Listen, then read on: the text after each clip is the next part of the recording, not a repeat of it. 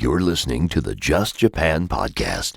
Everything you want to know about Japan.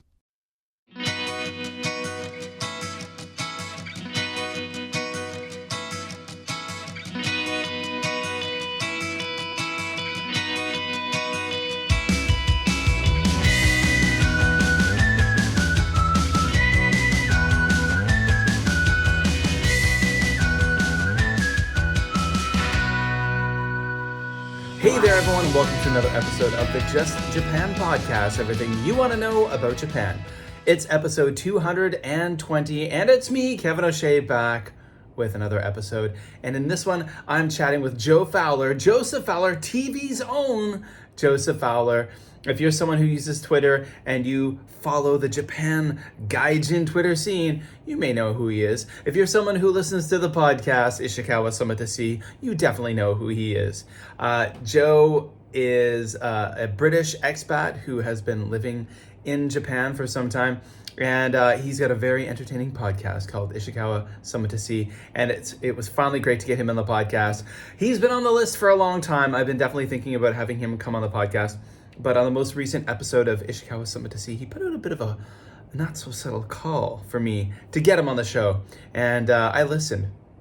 So again, we have a fantastic conversation, a lot of fun. So what I'm going to do right now, we're going to get into that in a few moments. And then at the end of the episode, I'll kind of talk about myself, let you know what I'm up to, some updates like that. But one thing I do want to say just before we do get into the episode is to go over and follow the Facebook page for the Just Japan podcast, facebook.com/justjapanstuff.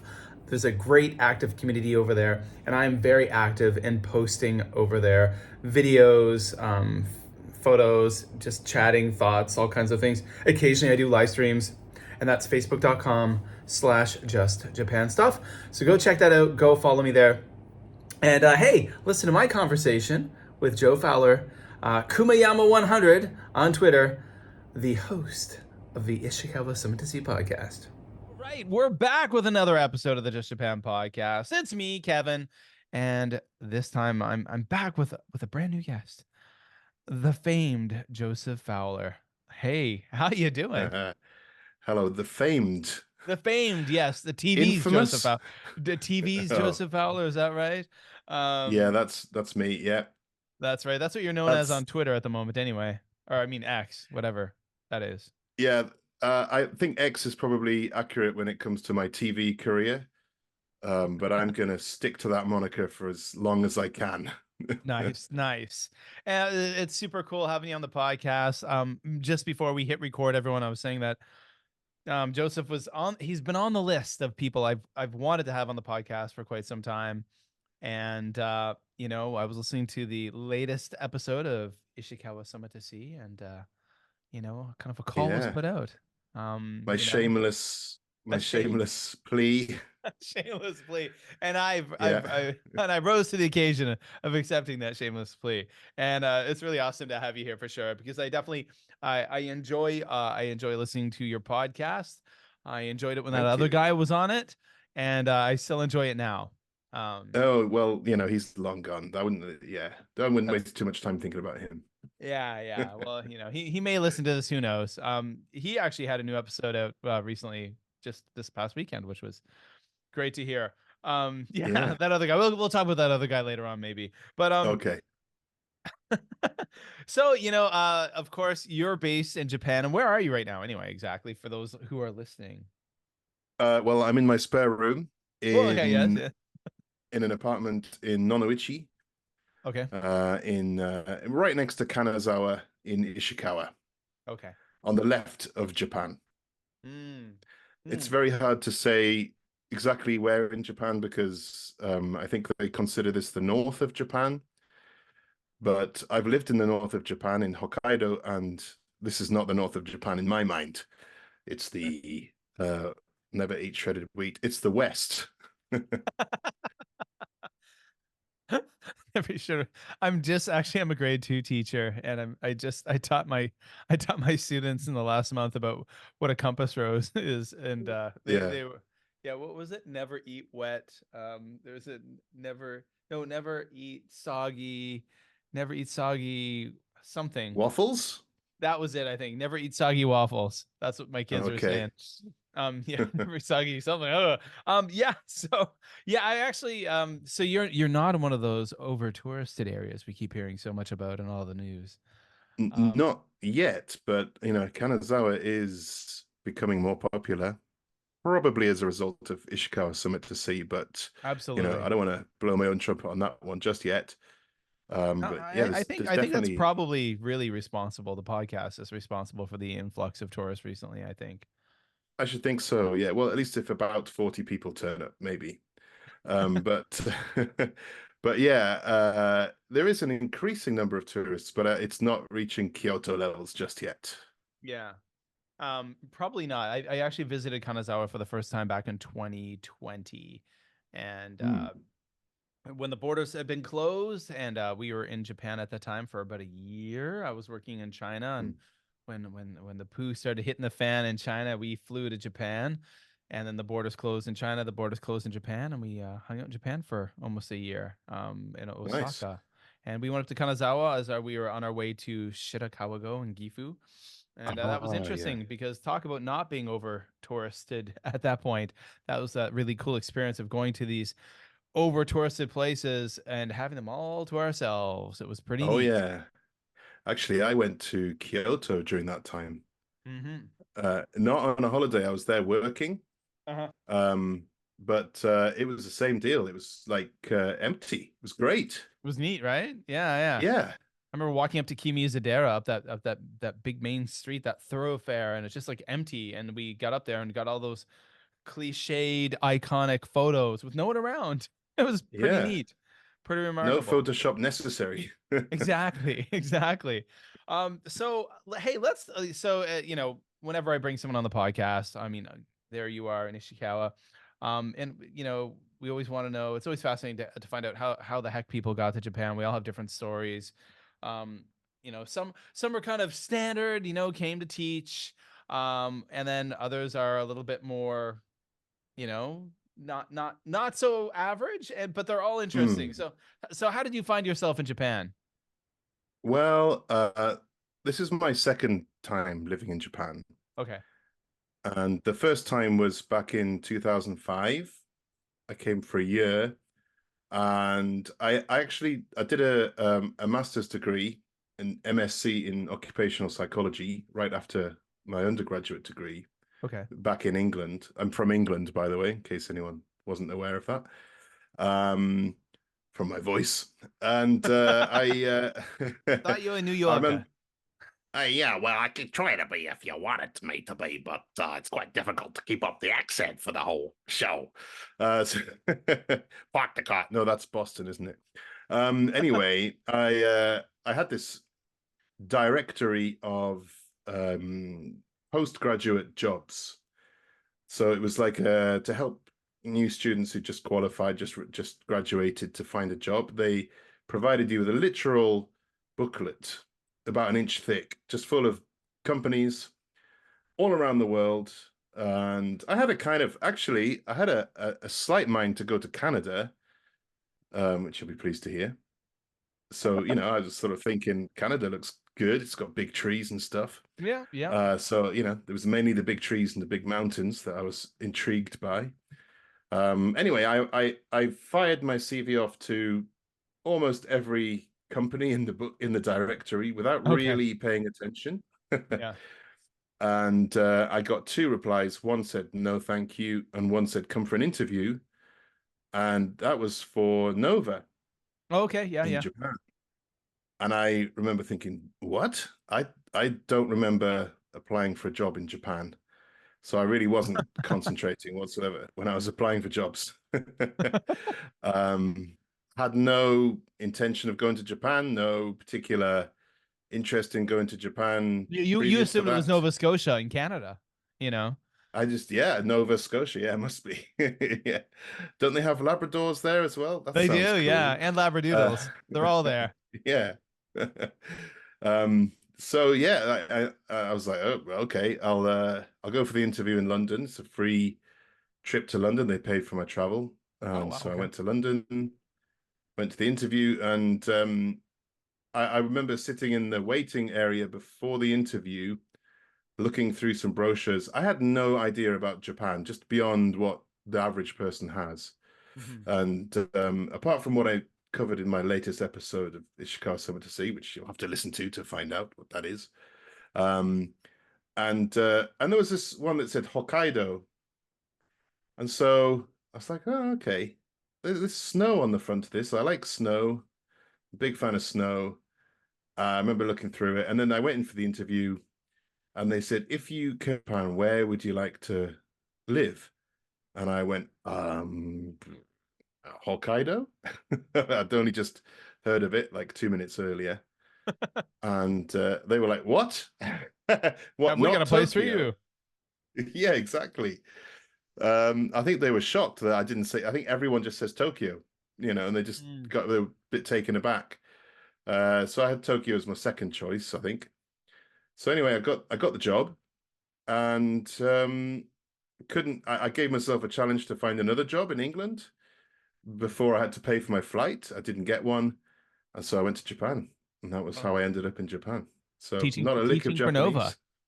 Wow. Teaching at Nova, yeah. That was I arrived in Japan in 2008, early 2008, and that was the previous year is when I think the big Nova crash was, because I remember it was kind of on international news, because all of a sudden there was like 7 or 8 thousand foreign teachers who were just left hanging. And it's really interesting that when I got to Japan, I met a lot of people who had worked at Nova, and they all had incredible horror stories. People were being brought in as the ship was sinking, like literally showing up, and then to here's the apartment that you're supposed to stay in, and then like the next day the landlord like kicking them out and stuff. And Yep. people That saying happened to like, my friend. yeah, there were like people there were the Nova was garnishing rent from their paychecks, but actually not paying the rent to various Ooh, landlords. I was hearing about that. I heard that case many times. So mm, landlords are kicking them out saying you haven't paid rent in 6 months, and they're like, what? Rent's deducted from my paycheck for every month for the last 6 months. Um wow. yeah, so it was quite a wow. So how long were you there that first stint? 1 year exactly. So I Okay. was there 2005 to 2006. I was offered another contract at the time, and I was really loving living in Japan. Was actually having a great time, and that was the reason I decided to go home, which sounds a bit perverse, but it's not the most perverse thing I've said. But the uh, the reason I went home, my brother just had a baby, or his partner just had a baby, and I wanted to be there to be a good uncle. And because I was having such a great time, I thought, right, I'm going to quit while I'm ahead. I don't want to. I don't want this to go sour. I don't want to end up hating Japan or having a bad time, Okay. like I'd heard some people doing at that time. So yeah, I bailed. I was like, right, I'm having a great time. I'm enjoying it. I've had a good experience. I'm going home, and so I went home. Ah, like when a TV And when a TV sitcom ends on a high note. yeah, exactly. But I the didn't want to ratings are jump the so shark. great. Why did they end? Well, we wanted to end on a high note. Um, Exactly. And here I am back. And yeah, I'm here plugging away with some more series. And it's yeah, it's still good. It's still good. it's okay. Actors get to, be recast in other series. And so Yeah. the second time now you're back and you're not working for Nova. Um, and No, that's a good thing. So that is a good thing. yeah. Wow. So how did you get back that second time? How did it So happen? I went back to Newcastle, my hometown, and I worked in a so my 1 year of teaching at Nova was deemed enough teaching qualifications to get a job as maternity cover at my old high school. Oh, really? Okay. Yeah, I know, crazy. And I was teaching A-level psychology, which is 16 to 18-year-olds. It's kind of like college Hmm. age. So I'm 25 years old, 26 years old, totally unqualified teacher. And I got a job in it. Actually, what is a very good high school. It's Okay. free, it's a comprehensive, but a very, very good one, teaching psychology. And yeah, I did that for 2 years.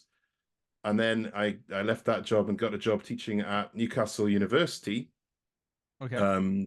teaching English to international students. So I was teaching EAP, academic English, Okay. to PhD master's students, mostly, with some undergraduate students as well.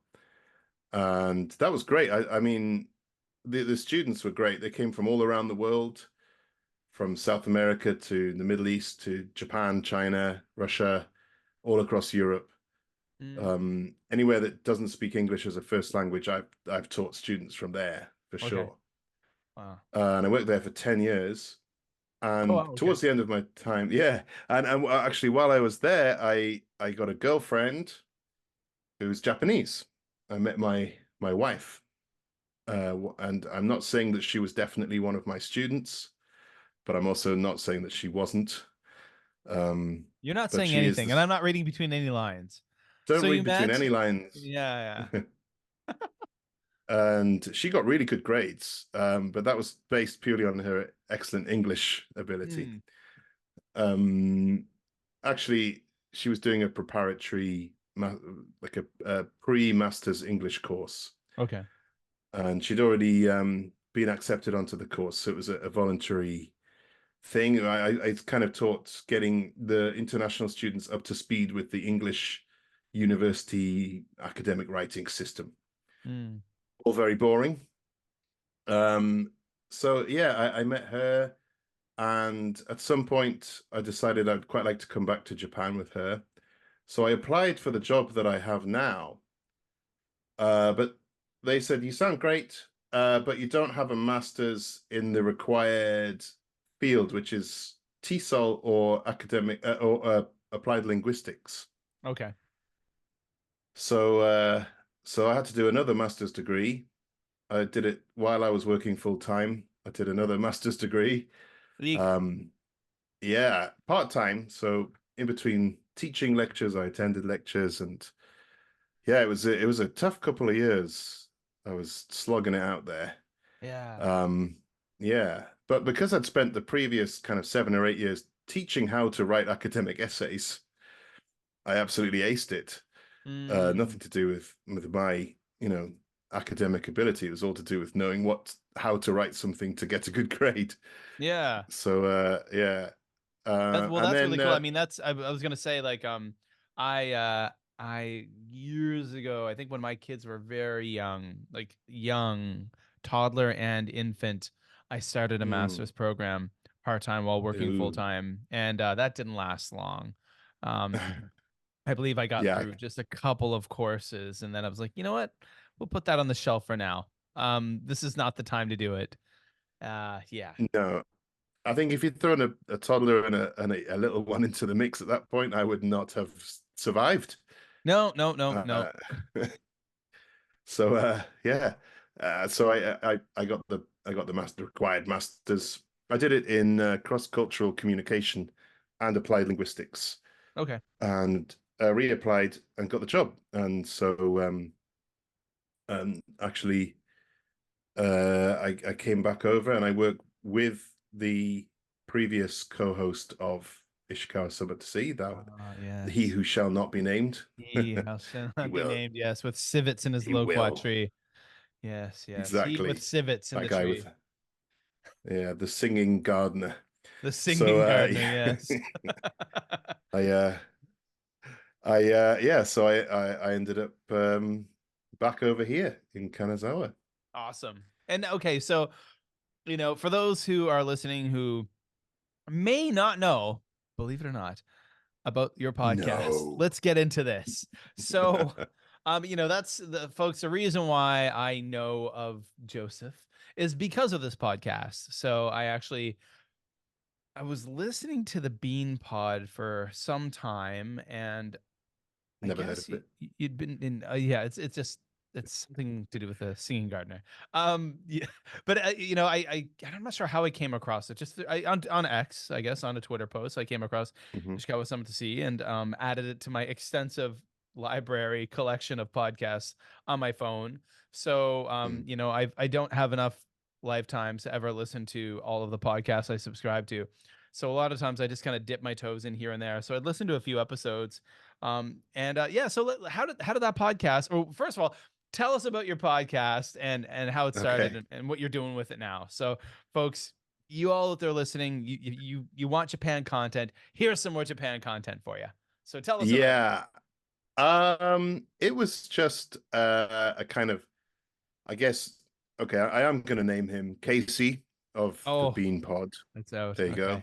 There we go, Casey. Um, he Who and I are has been on this friends. podcast before? He has been on the podcast, the Just He Japan has podcast. long ago, long Long ago, I ago, think. yes. He and I are friends at work, and we both have an interest in ourselves. Massive narcissists, basically. That's what And all of us podcasters are. exactly, you put a couple of narcissists together and you get a podcast. There you go. Exactly. So we decided to start one. He used to have a podcast a while before, another podcast with another of my co-hosts on a different podcast, the J-Pops, which I recently joined, and then I don't know if it was my influence, but that seems to have gone into hiatus. But I'll tell you more about that in a bit if you're interested. But Ishikawa Summit to See, I think we just wanted to record a podcast. I did at the 100th episode of the Bean Pod with Casey at his house. I went there, we ate pizza, we drank too much whiskey, and I think it was probably the only really truly risque episode of the Bean Pod that has been to date. That we went a little bit wild on that one, and we had fun, and we said, hey, let's do this, let's do a podcast together. And so we decided just to start doing it, and really very little planning goes into it. We have had different segments over the years that we've been doing it. We read poetry. Casey wasn't quite into the poetry as much as I was, so it turned into just me doing poetry. We have sang songs together on there in the past, I think. And we talked about our areas, each other's areas. So I would talk about Massachusetts, look for stories in the news, and he would look at Newcastle. That was a lot of fun. But also it's kind of mainly talking about what's going on in our lives and sort of life in Ishikawa generally. The reason it's called Summit to See, if you're wondering, is it's an incredibly clever play on words that nobody outside my hometown will understand. Okay. So like many parts of Japan, Ishikawa is close to the sea, but also close to mountains. So you got the Hakusan mountain range, and you can see both from either. So if you're up in the mountains, you can see the sea. If you're at the sea, you can see the mountains. So Summit to See was a kind of a description of the topography, geology of Ishikawa. But also, where I come from, summit is a way of saying something. Oh, okay. So summit. And summit to see, something to see. So Well, there you it's go. a slight, yeah, but Some I Newcastle don't think Casey. English. Geordie, yeah, it's a bit Geordie. Geordie, okay, That's yeah. Newcastle English, yeah. I've heard that. Where have I heard that before? Years ago, I saw a movie called Goal, Yes, classic. and Classic the movie. American football player gets there, and they refer to Santiago Munoz. Newcastle as Geordies. Yeah, Santiago. Yep. That's right. That's right. I believe Alan Shearer yeah. was in there, and the whole yeah. the whole crew back in the day. Yeah. Oh yeah, it was a great movie. I mean, it was a terrible movie, a really shockingly bad movie, but it's all about Newcastle United, so it makes it a great movie. Nice. Um, But now the podcast is a solo journey now. Yeah, well, Things have changed. Casey got promoted and decided that he no longer wanted to be associated with the sort of drunken debauchery that goes on in Ishikawa Summit to See. We did tend to enjoy imbibing a few strong beers while we chatted. And usually, that led to a deterioration in the quality of the podcast towards the end of it. Um, and yeah, I think he was a little bit worried that some of the higher ups might tune in inadvertently. I don't know how that would happen, but yeah, so he decided to step back from the irresponsible nature of the podcast and sort of leave me to hanging out to dry. And now So you're I'm not worried hanging, about that. and episodes are coming out. And how are you finding it now? I mean, obviously, I mean, from what I see on X, um, you've definitely got some loyal listeners who are enjoying the episodes. I see people talking about it, in our little kind of Twitter X world. Yeah. Yeah. I think it's definitely changed in tone. Obviously, Casey was bringing that down. That must have been the factor. So it's a slightly, slightly different tone, perhaps a bit more family friendly to some extent. But it's sort of mainly what's going on in my life, which is a lot generally. And I still read a poem, and yeah, I tried to talk a little bit about my experiences in Japan, going back over the years. Yeah, I mean, like Um, when I listen to the episodes, you certainly are busy, and I mean, I would just want to touch on a couple of those things. yeah, So sure. you've become a father. Mm, So and in Japan, and it's I mean, I had both of my kids in Japan, and I never had children in Canada where I'm from, so I don't really have anything to compare it to. I suppose the way kind of fathered was more maybe mm, the way a Japanese parent would, or the way I raised kids, because we went to classes and learned things beforehand and afterwards, and we get the advice from my mother-in-law and my wife's mm, aunts and all these different folks and influences, and then her big band of Mama Tomo. And it was I think everything I learned about raising children was definitely very Japanese-y. mm. How have you been finding the parenting experience? Um, you know, Sleep it's deprived, I'm tiring. sure. Yeah, it's tiring and all of that stuff, but I've absolutely loved it. I've loved every minute of it. Even being, 2:30 in the morning standing cradling a baby trying to get him to go back to sleep. Even those moments, I don't mind because I look down and I see this like the cutest thing in the world and I just think, this is great. Look what I've made here. So Mm. I'm thoroughly enjoying being a dad. I can't get enough of it. And I can ironically get enough, enough of it. I I, think I was thinking, ironically enough, as I am kind of turning my head to my left and kind of giggling, because through two sets of closed doors, I can hear my teenage son, a string of profanities coming from his mouth as he's playing Fortnite online, and he's like Oh, okay. cursing and swearing at whoever is like his teammates who are like, "They never helping me," and it's like, oh wow, he's pretty adept at the profanities. But it's funny. I mean, I guess I appreciate that in a different way. But yeah. So Yeah, a few episodes ago of Ishikawa Summit to See, I heard that amazing story of you rescuing your daughter's, was it a rabbit? Stuffed rabbit? From it had been, yeah. she had dropped it and you had to go somewhere. Like, was it a park? I had to go. A reception center or Yeah, it was something the like park. It was that? down by the Saigawa River. There's a Yeah. park and there's actually a children's center down there. Um, and yeah, this is I think that was Kuro-chan, which is her beloved little bunny. Not actually a it's not what's the word? I've lost the word where they stuff a dead animal. What's that called? I've lost the word. Anyway, it was never a live rabbit. Yes, a stuffed It's a animal, toy. a plushie, a stuffy. Yeah. Yeah, exactly.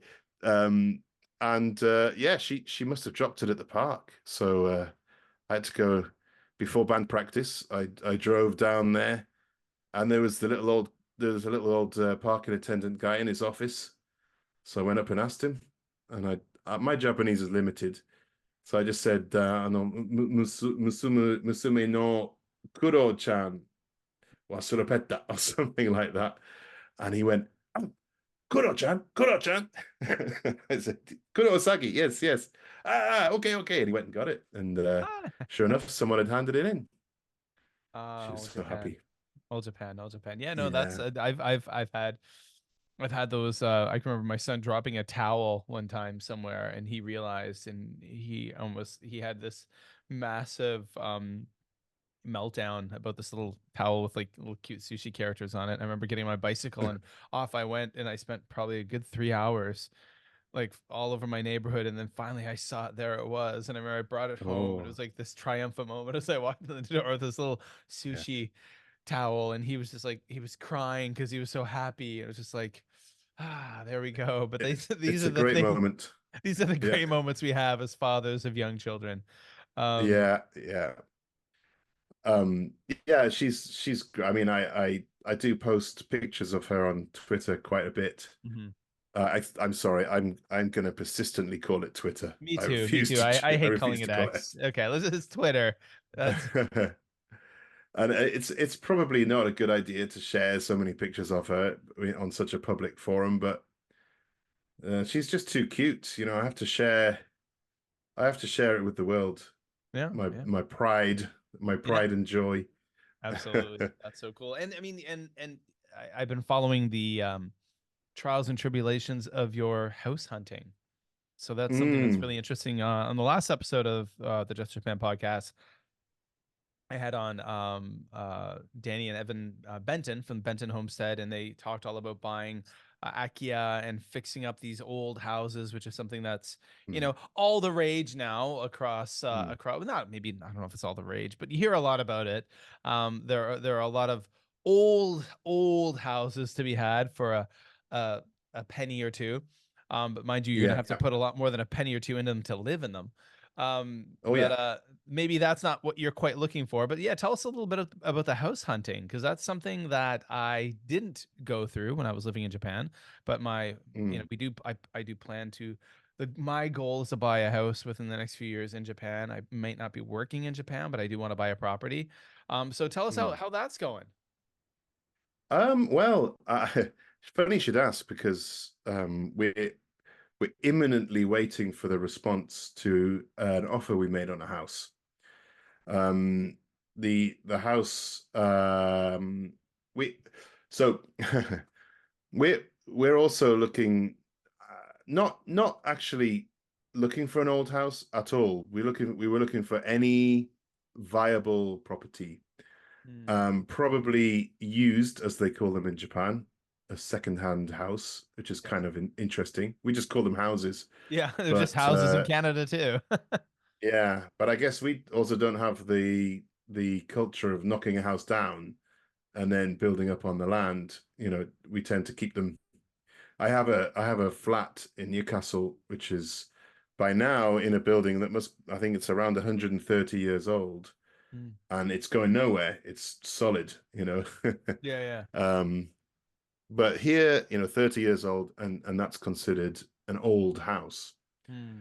So, yeah, we were just looking for anything viable. And my stipulations on a house are a little bit of space and a nice view. I like looking out the window and seeing mountains or a river or something Yeah, nice rather than just the wall of another house, which yeah, yeah. makes me feel a little claustrophobic. I grew up in the countryside, Hmm. you know, and that's just my aesthetic is to have that kind of view. Hmm. And for my wife, it's for Gorgonella, it's proximity to a train station so she can get to work. And foremost, I think almost foremost is earthquake proofedness. Yeah, that's important. Uh, yeah, especially with the recent events in Ishikawa, Yeah, yeah, yeah. big earthquake. So we found we found a house which is actually 57 years old, Oh, okay. quite old, built in 1967. But it's in pretty good nick. We have I alluded to band practice earlier. I play in a jazz orchestra here in Ishikawa, in Kanazawa. And I play trombone, and the first trombone player is also a carpenter. Okay. And so he's been going on the journey with us. We've had several disappointments and different houses that we liked the look of. We've made offers, had them rejected, and each time he's come and given the house a thorough inspection, which he's done for this one, and he thinks it's okay. So Okay. he's happy, and if he's happy, I'm happy. Yeah. So yeah, we wait. The offer was made. The estate agent seemed positive, and the owner was just having a family meeting today. Okay. And I was expecting to actually have had news before before recording, but nothing yet. So Okay. still a little nervous, Yeah, but yeah, waiting. yeah. That would be. Oh my gosh. Well, fingers crossed for you. Hopefully that will go well. And it's great that you're bringing a carpenter with you on these excursions, because that's one thing that I think about. Obviously you're going to the places and checking. One of the interesting things I was talking about in the last episode with the Bentons was how many, Hmm. people who are not based in Japan buy things sight unseen, which is, Yeah. yeah. And I came across a vlog of some woman, I'm not sure where she was from, maybe Australia, maybe New Zealand, and she had bought an old Akia sight unseen, and then she came to Hmm. Japan, and then it was like problem after problem after problem after problem. Nightmare stuff Yeah. too. She was like, there was like a water leak in the basement, but then realized that all the pipes were buried under cement. Ooh. So like Yeah, that's going to be expensive. they're like, we're gonna have to actually dig up all of this cement. It was like a crawl space too.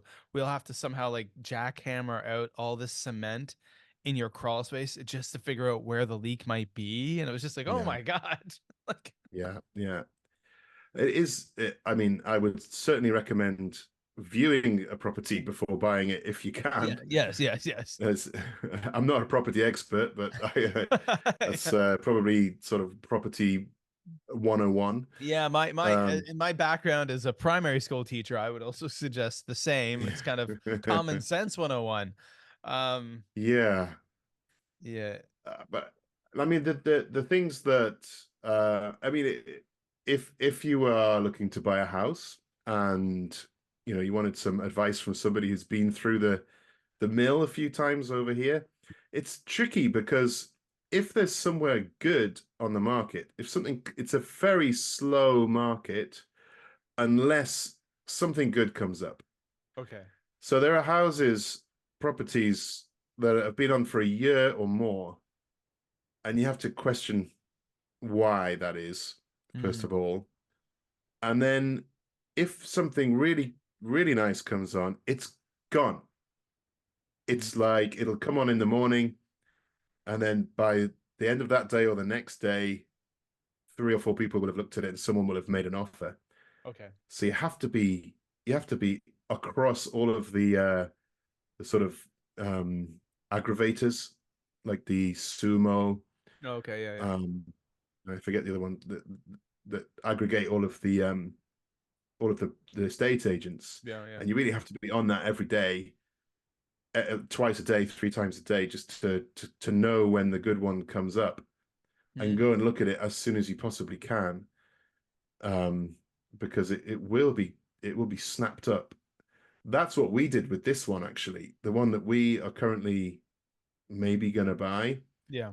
Uh, it was actually on the market for about a month, but because the full size of the property hadn't been registered, it was listed as 84 square meters. But the price was not the price of an 84 square meter house, if you see Okay. what I mean. Yeah, yeah. I don't want to tell you exactly what the price was, but Hmm. um, I think a lot of people just went past it like, no, I'm not paying that much for 85 square Yeah, meters. because But that's a tiny 84 or 85 square meters to be a tiny house.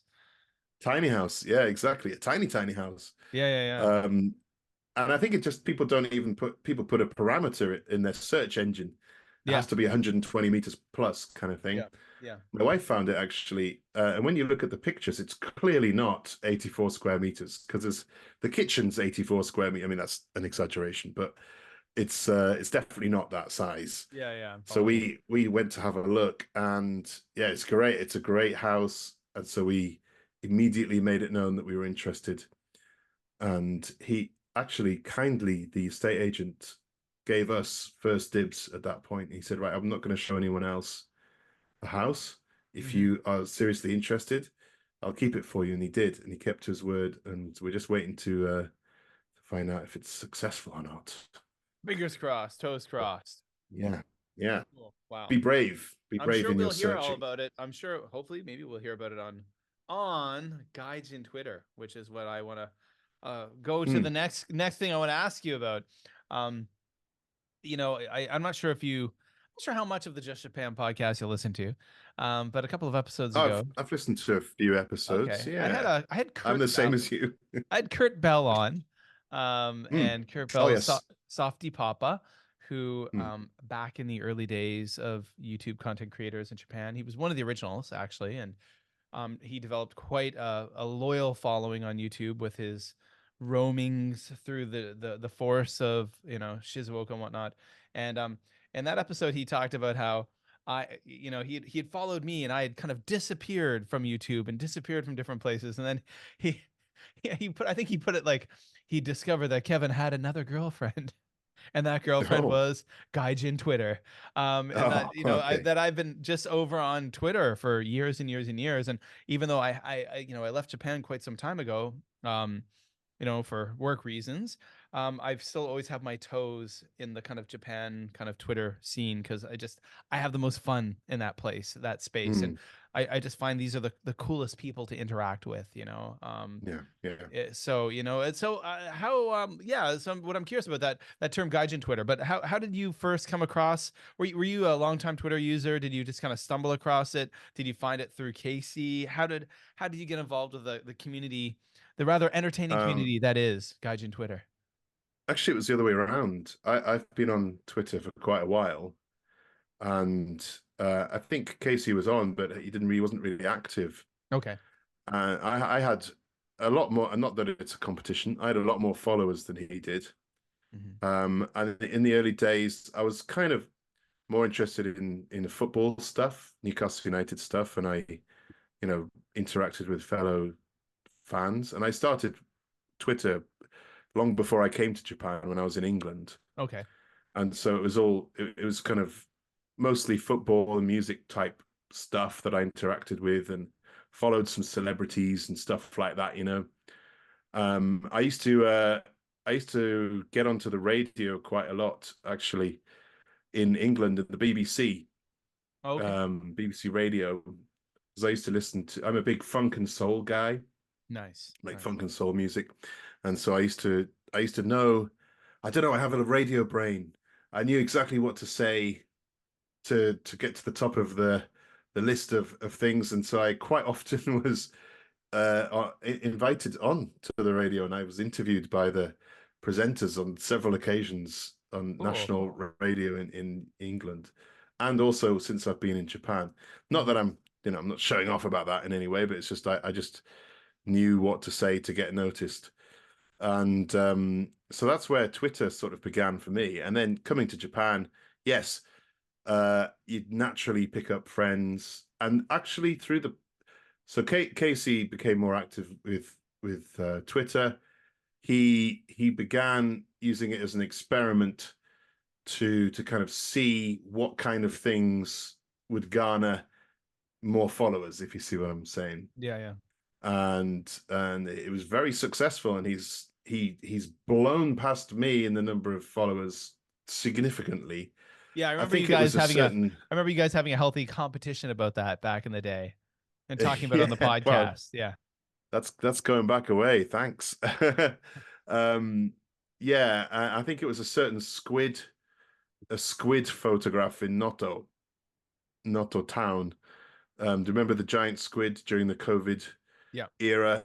And Casey took a photo by that, and I think that launched him. In Twitter. I'm not bitter about it. I'm slightly bitter about it. But anyway, to answer your question, and I'm sorry that I do bang on quite a lot. I apologize No for that. problem. No problem. But yeah, I think through the podcast initially, and we used to have guests on quite regularly, and the guests were almost exclusively people we'd met on Twitter, Yeah. and we people we liked, people we thought were interesting, we wanted to talk to. And we would invite them on, and 9 times out of 10 they wanted to come and speak to us. So that's how we made most of our friends. The Japan by River Cruise guys, Bobby Judo and Ollie Horn, and the Combini Boys, were a couple of our. We went on their podcast, and there was some reciprocal podcasting. Sakamichi Brewing guys, Yeah. Matthew Boynton, Yeah. of course, Brian. I could go on. There's so many interesting people that we've talked to.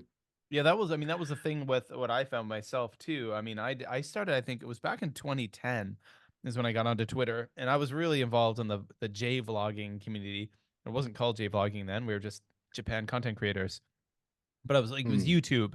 And at that point, there really wasn't any kind of Japan podcasting thing happening. But I remember being actually invited to go to the Google headquarters with a bunch of Gaijin creators. And we were all invited to the partnership program back in the day when Google had to invite you to make money on YouTube. And there was a big crew of us who showed up there.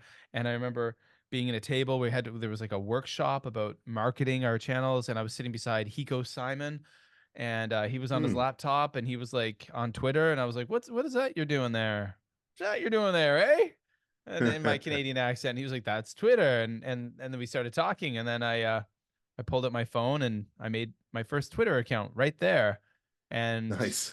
I think Hiko might have been one of the first ones I followed, and then other people, and then it kind of went on from there. And then Yeah. later when I started podcasting, the Just Japan podcast, which like this one, which was back in 2013, I think exclusively all of my guests were found through Twitter.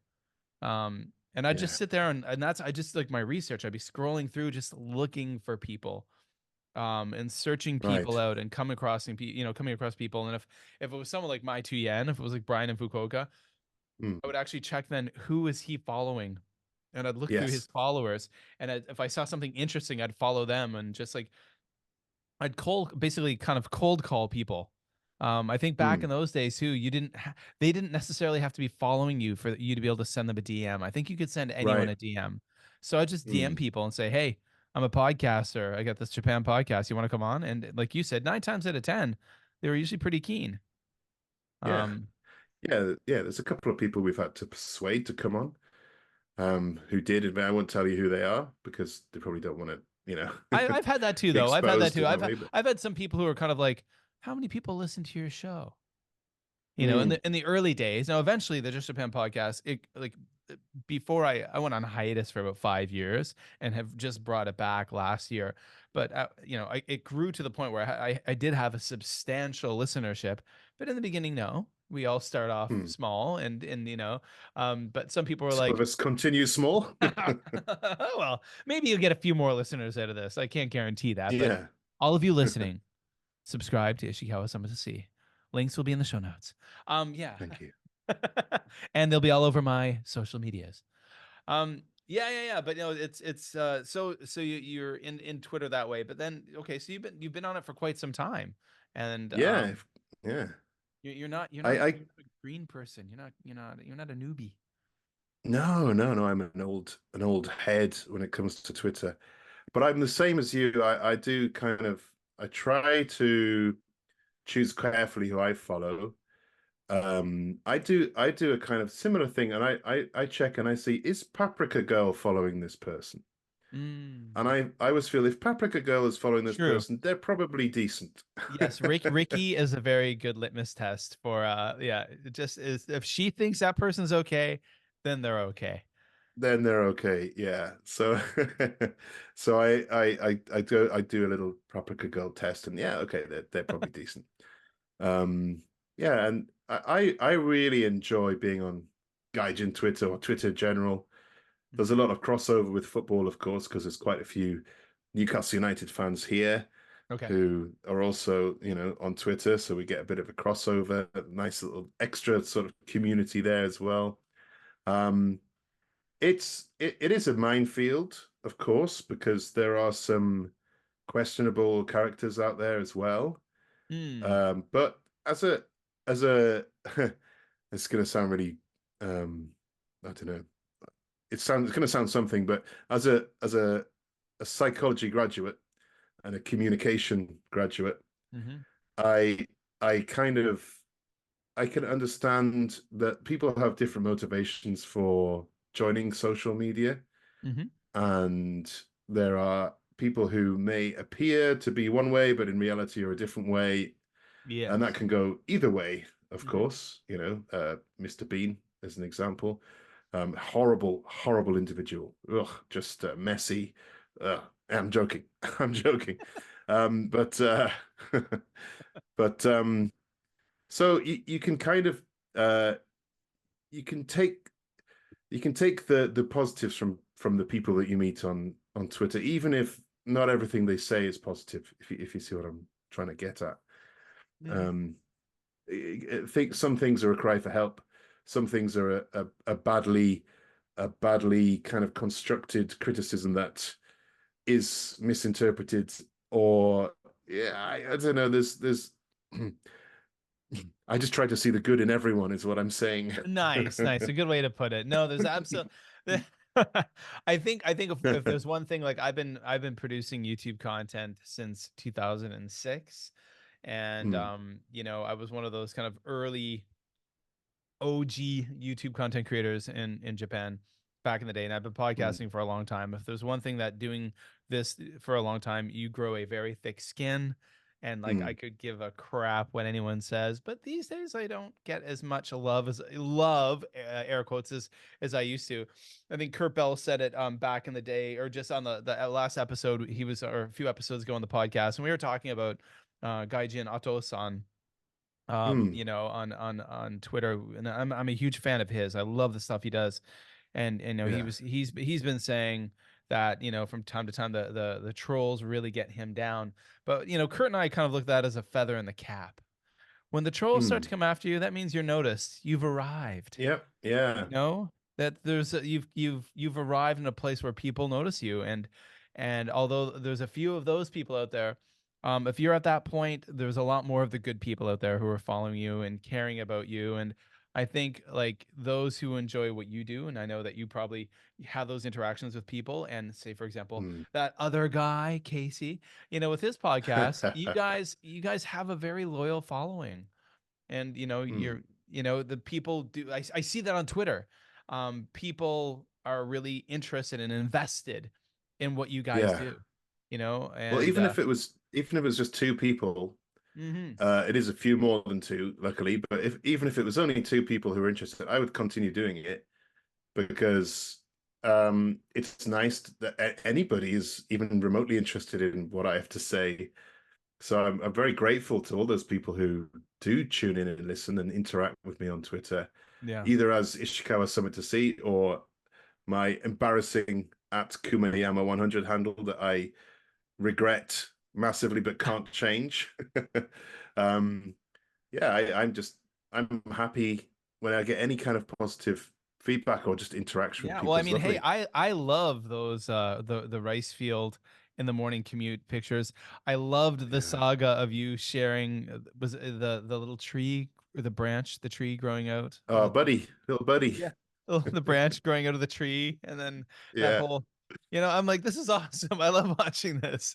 And then poor Buddy poor Buddy, someone broke him off. Is that what happened? He got chopped off. Chopped off in his prime. Bugger. But it's all right, because he regrew. He's a strong lad. A strong lad, Buddy. Well, you know what? On that note, I don't want to keep you too much longer. I know it's like almost 9:30 where you are, and I have to admit that I turned into a pumpkin pretty early. It's a holiday here. Same. I'm coming to you from Malaysia, and it's what is it? Eid al Mubarak today. So didn't have to work today, but I'm back at it tomorrow, and just have 2 weeks left. Not even quite 2 weeks. Yeah, no, 2 weeks exactly before my summer break happens, and then I'll be podcasting maybe weekly. Because great. Yeah, for a while until the school year begins again, and then I'll be like, ah. So I'm wondering, for all of the fine folks out there, the Just Japan podcast listeners, where can they and all those who are watching this on YouTube as well, and that has been requested of me to post these on YouTube. There's been some people who just say, I listen to all my content on YouTube, and I take Yeah. everything in on YouTube, and that's cool. So where can people find you on the social medias, and where can they find your podcast? And I will share all the show Okay. notes.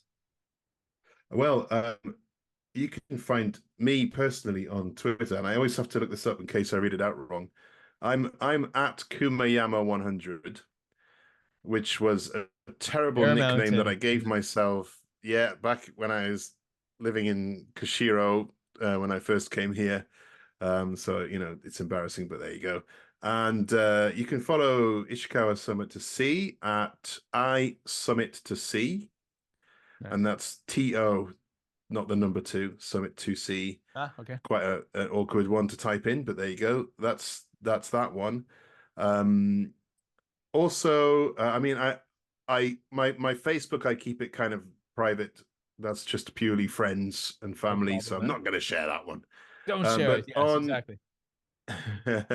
on Instagram, I don't want you to follow me, but if you're watching on YouTube, you might notice there's a painting behind me on the wall. Okay. Yeah. It's a painting. And this is my dad's painting. My dad's an artist. Oh wow. Okay. Cool. And so I always try and direct people to his art because it's really good. And so if you could find him on Instagram, Okay. Yeah. he is John_Fowler. That's FOWLER_art. And he very rarely updates his Instagram because he's nearly 80. But he's put quite a lot on there. And yeah, you can find a sort of catalogue of some of his paintings and his exhibitions. And I realize that the majority of people listening to this are probably in Asia or the American continent. But if you are in Great Britain, please do try to go up north and visit one of my dad's exhibitions. Nice. Yes, I'm now that's the following one. him, and I see that Great. I see that Brian in Fukuoka is also following him too. Yeah, some people have discerning taste and quality. And so, yeah, I would like you to go and follow him because I know it would make him happy to suddenly get a boost if he even realizes. Yeah. So that's it.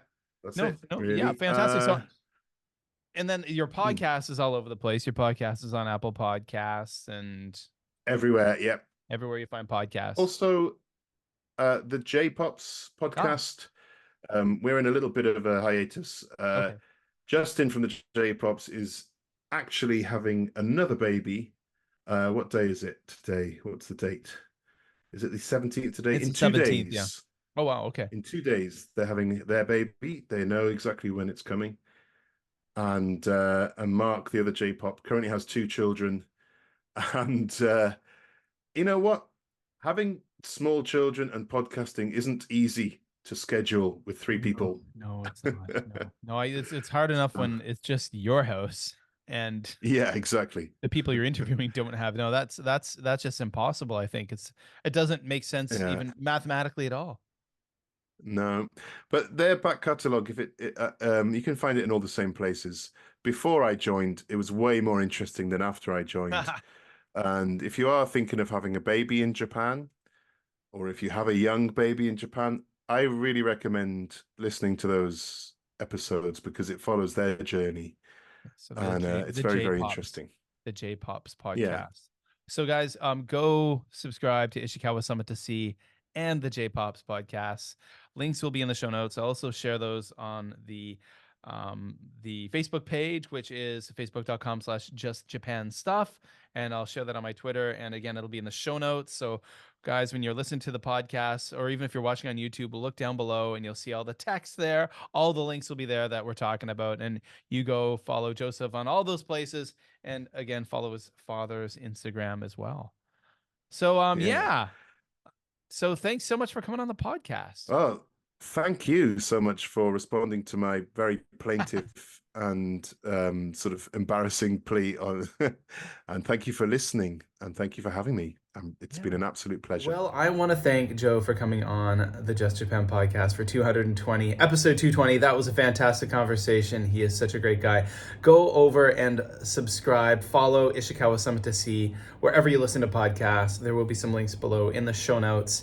And under this video, if you're watching this on YouTube, I'm posting this whole thing on YouTube. I'm even recording the intro and outro bits to share with you on YouTube, because I do realize that some of you really enjoy listening to your content, consuming your content on YouTube. So go check that out. It's a full-on video podcast for this episode. Links are below in the doobly-doo on YouTube, just like they are with the show notes of the podcast itself. So go follow him there, and go follow him on Twitter as well at Kumiyama100. The links will be below. All right, guys. Well, that's it for this episode. Now, just to let you know, will be recording this podcast with a bit more regularity over the summer break. I have about a week left of school, a week and a few days left of school, and then I'll be on summer holiday, and then I'll have a bit more time to record. I've been chatting with some very fascinating people behind the scenes and trying to line them up as guests on the podcast. So it's going to be some pretty cool and exciting things. A lot of great feedback about the podcast episode with Danny and Evan Benton of the Benton Homestead, and it's been really fantastic. Over on the Facebook page, like I mentioned, facebook.com/justjapanstuff, I've been posting some updates on them, and they've got their first batch of honey out there they're selling, which is very cool to see, especially since these are kind of similar goals I'm aspiring to in the future. It's neat to see that. Again, I will be coming up on summer vacation very soon. I'm looking forward to that. As you can see, if you're watching the video podcast, I've got some raccoon-like eyes. Been suffering from some insomnia lately, which is something very new to me. I'm someone who sleeps like a champ. I love sleep. I sleep very well. I consider myself very skilled at sleeping. But in the last few months, it's not been coming so easily. So that's been, of course, a bit of a pain. I go to bed every night pretty darn early, but I just lay there staring at the ceiling for hours. So hopefully with the school year finished, I can decompress. But there are some big changes coming this way, and I'll be very honest. We're going to be here next year in Malaysia, but that'll only be next year. And after that, we plan on moving on to another country. Our time here has been good, but there are more opportunities professionally outside of Malaysia. And maybe that's one of the reasons why I'm not sleeping as well as I could in the past. I've been looking into those and chatting with people, and there will be a move. Not this summer, but the following summer to a new country. And I will fill you in with more details when I have some. Right now I don't have any because I don't know. It's actually not the hiring season for what I do. After the summer break, I'll be full on chatting with people at schools in some different places, and we'll see where that takes us as a family. When I say we, I don't mean the royal we. I literally mean my wife and my kids. And that's something we all know, we're all talking about, and that's kind of something that's going to be very necessary for us in the future to live that dream and own a nice house in Japan, and for me to have honeybees and things like that. All those important things we need in life. Houses and honeybees. So this summer we'll be here in Penang, Malaysia for the summer, and I've got some big projects coming up. I'm going to be, hanging out with the family, of course, but I've got some writing projects that are coming up, some very exciting writing projects. I've got a children's book I'm working on right now about a beetle. Adventures of a Beetle, based on a real-life escape artist beetle named Gary Houdini, who we had in Shenzhen, China. A lot of great stories. And my daughter will be helping me with that as the illustrator for the book. And we'll be self-publishing. We'll see where that goes. Also planning on writing something a little bit more serious, a little more kind of professional, educational about gardening and children, because I'm a big gardening weenie, and if you follow me on the social medias, you will know that very much so. Especially if you follow me on Twitter at @MadForMaple. That's it for this episode, everyone. Go follow Joseph Fowler, Joe, over on his socials and follow his podcast. And of course, if you're watching this on YouTube and you don't already subscribe to the Just Japan podcast on Apple Podcasts or on Spotify or Amazon Music, go and do so. The links are right below. Follow me on social media, especially over the summer. I'll be sharing lots of fun things. My last day of school is on July 3rd. I'm very much excited about that. Again, I do look a bit of a raccoon right now, and I'm looking forward to getting some sleep, some rest, and and all of that stuff.